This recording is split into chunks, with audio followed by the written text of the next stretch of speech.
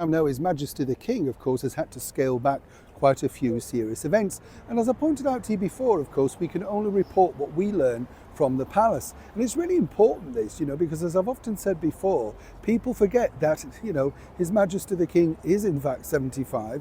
He's taken on a lot, really. And while some people might say, well, he must have known this was coming, nobody's ever really assured, are they, all planned or whatever. If you remember, sadly, when our wonderful monarch left as Queen Elizabeth, I do remember Prince William saying that we would have liked a couple more years. And I think that really caught everybody off guard. Now, of course, the bigger problem is this. His Majesty the King is unable, of course, to undertake certain elements of that forthcoming tour, particularly to New Zealand and Fiji, alongside our Queen Camilla. But guess what? There could be help at hand. I kid you not. As ever, let me explain. Morning, lovely to see you today in this beautiful resort that is Brighton on the Sussex coast. Isn't it gorgeous? I'll just try and turn around for you there. You see all of that beautiful English Channel, and that is, of course, the West Pier. That was the West Pier, that now isn't so much the West Pier. Of course, sadly, that all got burnt down a few years back now. It's a shame, isn't it, when you think about it? I'm going to bring you a lot of history from Brighton over the next couple of days. I hope you don't mind, and I hope you'll enjoy some of the history that we'll be able to share with you.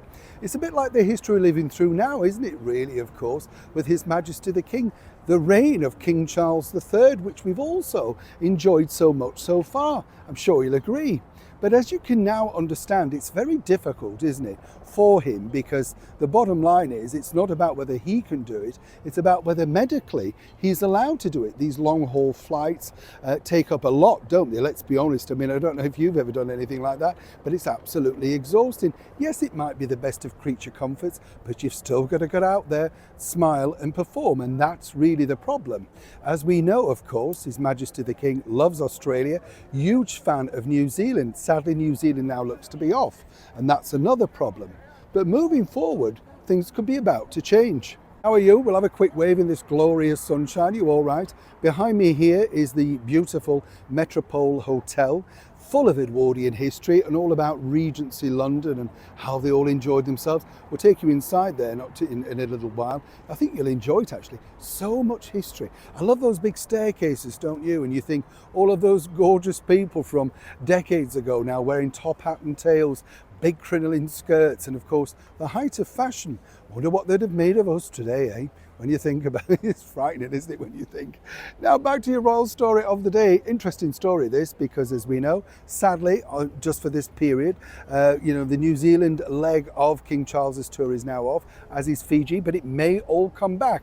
Now this is what's been fed to me, and I find this fascinating, and this is from an excellent source, truly, because Harry, not Meghan, but Harry truly thinks that this is now somehow how he could repay back his father to offer his services moving forward. Now you may think, oh really? After everything that's happened?